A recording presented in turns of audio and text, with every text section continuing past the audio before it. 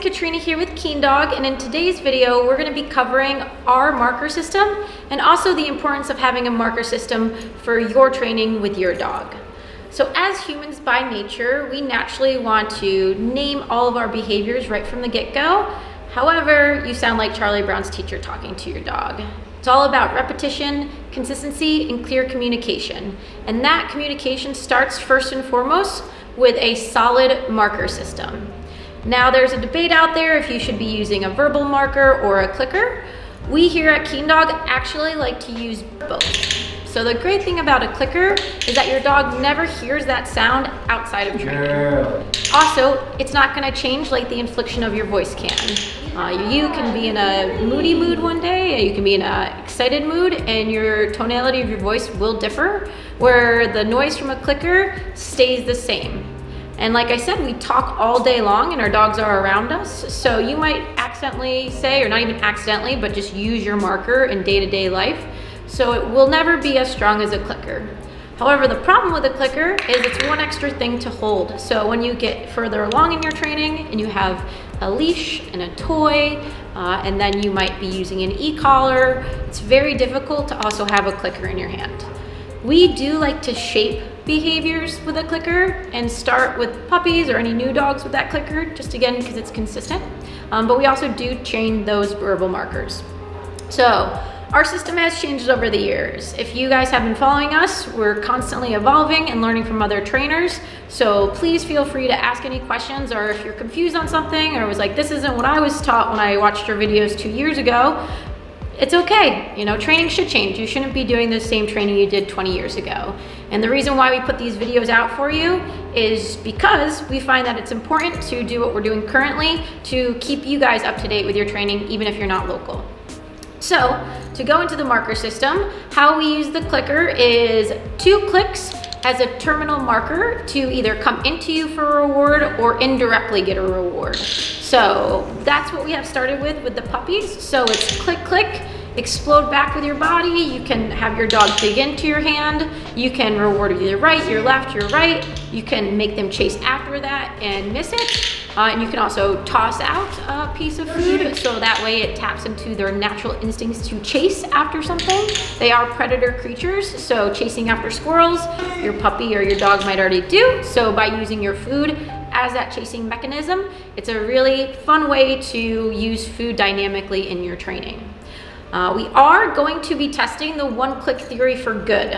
So that's going to be our duration marker. So 2 clicks is you terminated the behavior I wanted, come into me or indirectly away from me for a reward, make it fun and exciting. This builds enthusiasm. And then 1 click is going to be your duration marker. You want your dog to keep doing what they're doing, and you're going to come to them with the reward. Now to switch it over to the verbal marker system that we use is we use Keen. That's who we are. It also means enthusiastic. So that's what we want your dog to be. So it's going to be the same meaning as that double click. We use yes as our terminal marker for a toy. So this is a little bit different than we've done in the past. After working with a variety of different companion dogs, we find that this is more important to have a different food and toy reward as that terminal marker. A lot of companion dogs might struggle with transitioning for working from food to a toy. So if you separate those two and use the same one for each, then they're not going to be confused or have an issue with moving to a toy as a reward. And then we use good as our duration marker. So good means I'm coming to you, keep doing what you're doing. It creates calmness. It's pretty much saying stay to your dog. You should 95% of the time be going back to your dog and rewarding. If 5% of the time you miss a reward, it's okay, but you don't want to dilute that duration marker by not rewarding them either. It is lastly important to just have a non-rewarding release cue. So we're building a lot of excitement and drive in these dogs because we want them to be keen on working with us. So we do want to have a calm state of mind too, because you don't want a dog that's just crazy all the time, obviously, when you release them. So we use free as our non-rewarding release cue. This will take the longest for your dog because there is no reward necessarily. So you might need to clap your leg, pull on the leash a little bit, and just gently reward them. Don't get overexcited, because then that would devalue the whole reason why you're trying to teach them a calm state of mind in that release.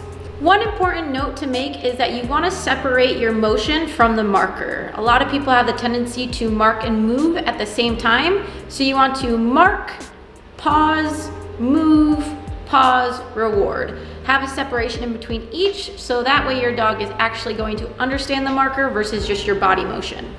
So one more marker you're welcome to add into your repertoire if you'd like to is adding a marker to a dead toy on the floor. So one that you haven't tossed out there for your dog. So that way they can differentiate between the toy on the ground and the toy in your hands.